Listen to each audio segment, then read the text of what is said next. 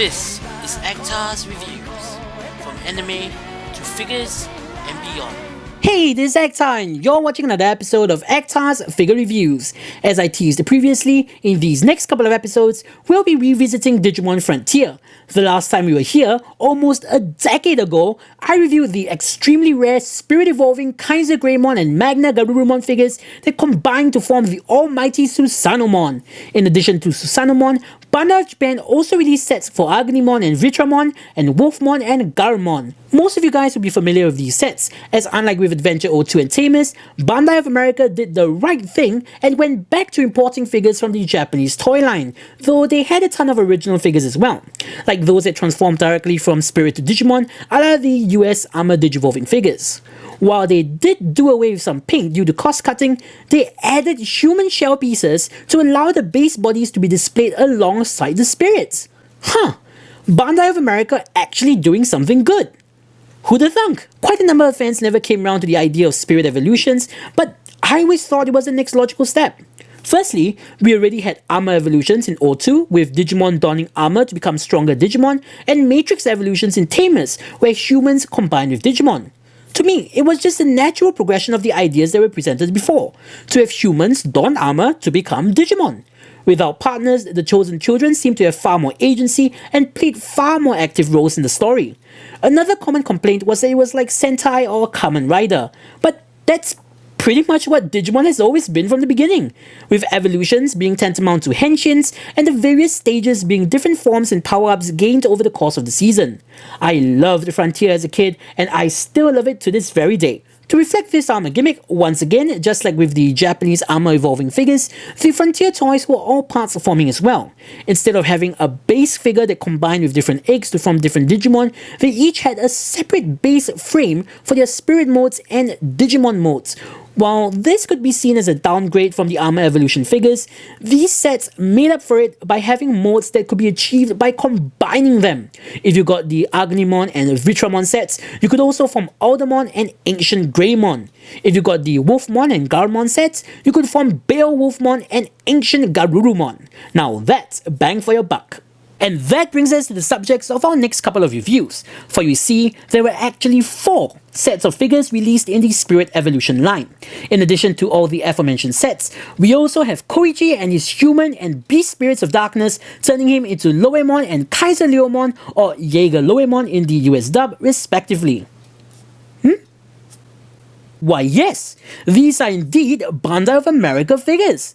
For you see, just like with almost every Digimon toy line in Japan, it was cancelled halfway as popularity began to tank in the latter half of the series. Yep, just saying it ain't looking too good for the Digivolving Spirits line either. While Loweemon and Kaiser Leomon were never released in Japan, they did see a very limited release in the US and in other Asian countries. The version that came out in the other Asian countries came in boxes similar to the Japanese releases and had slightly better paint when it came to Kaiser Leomon. The US releases, on the other hand, to ensure consistency, came with additional shell pieces for Koichi. So if you want these shell pieces, you've got to get the US release. Because these two figures were released in 2 territories, they are not as rare as, say, Kaiser Greymon or Magna Garurumon, but they're still up there in terms of price. Adding to their value is just a simple fact that they're pretty darn good figures in their own right. For you see, just like all of the other sets, they can also combine to form Rahimon and Ancient Sphinxmon. Curiously enough, unlike the Asian releases, that really big feature is not advertised on the US boxes at all. So, in this video, we'll be starting off with Loweemon. In the next video, we'll be taking a look at Kaiser Leomon, and in the final video, we'll be combining them to form both Rahimon and Ancient Sphinxmon. Without further ado, let's begin. The box itself is pretty much consistent with the rest of the US packaging. Instead of nice, sturdy, collector-friendly boxes, you get a carded packaging that can barely hold the contents inside. I'm actually pretty impressed that they managed to stuff so much stuff in it. On the back, surprisingly enough, we only have the Loweemon and Kaiser Leomon figures instead of all the other figures in the line. As mentioned previously, their combining gimmick is nowhere to be seen. Instead, we get this really awesome tagline of Digivolve into 3 ultra cool modes. Yeah, coolness aside, wasting no more time, let's open this up and take a look at the contents inside.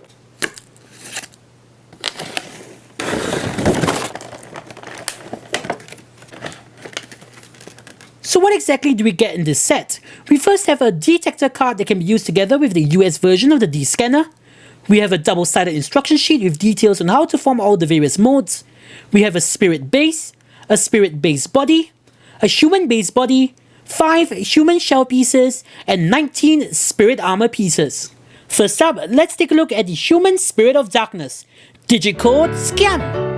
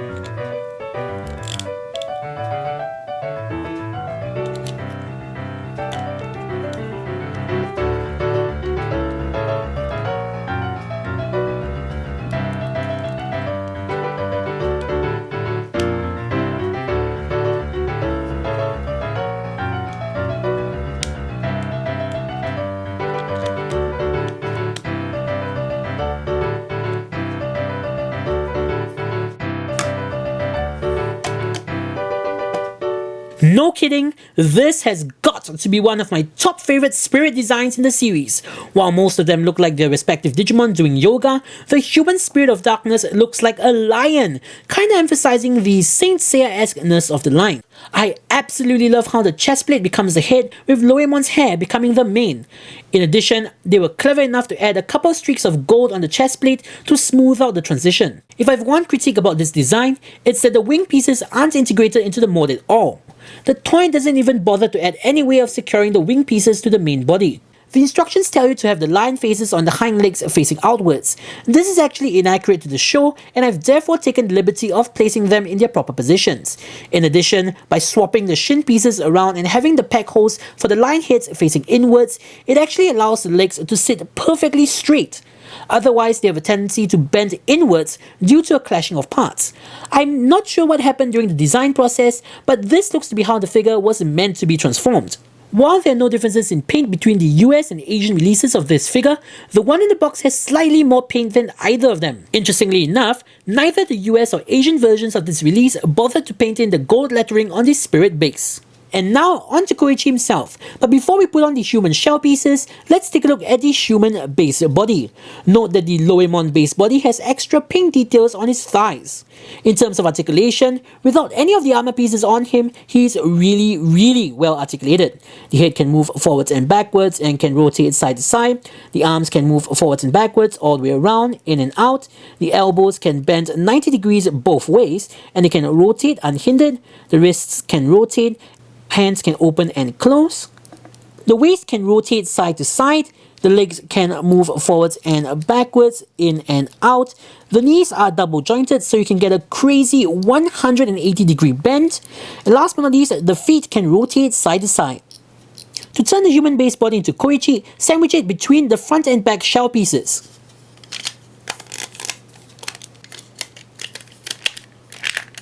Secure them together with the head and peg on his arms.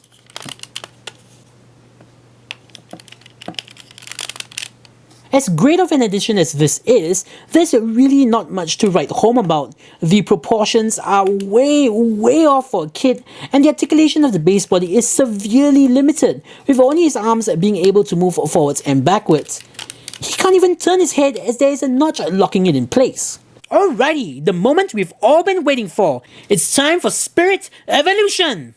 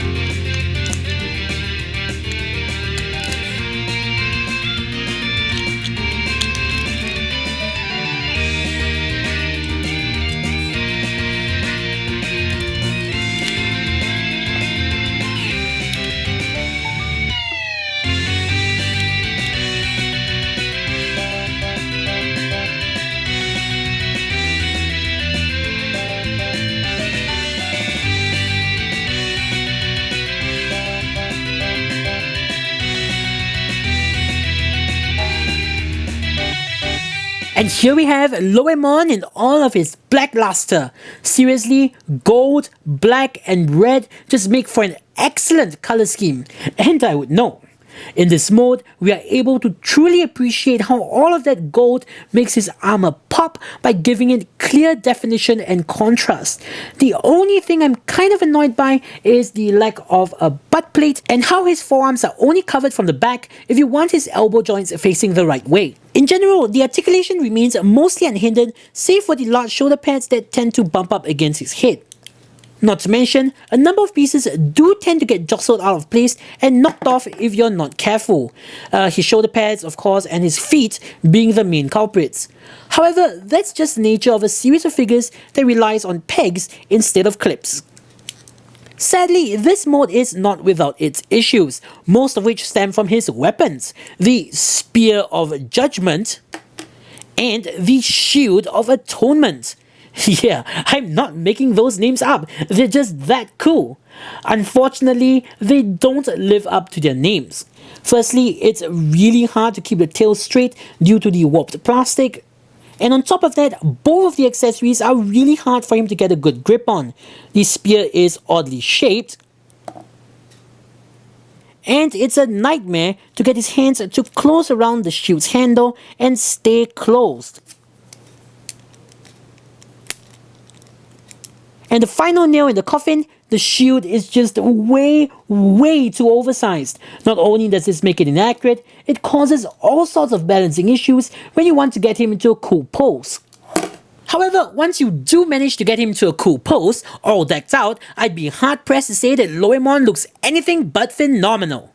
In conclusion, Koichi's arc and backstory were absolutely brilliant, and so were Loweemon's debut and design. This figure does an excellent job in capturing the splendor of the on-screen character, but falls short in certain regard. Considering the hard-to-find nature of this figure, I'd only recommend you pick him up if you were a huge fan of the character, or could get him together with Kaiser Leomon to unlock the true potential of this set. So, this is Actor saying, see you guys in the next episode where we take a look at Koichi and his beast spirit of darkness that turns him into Kaiser Leomon.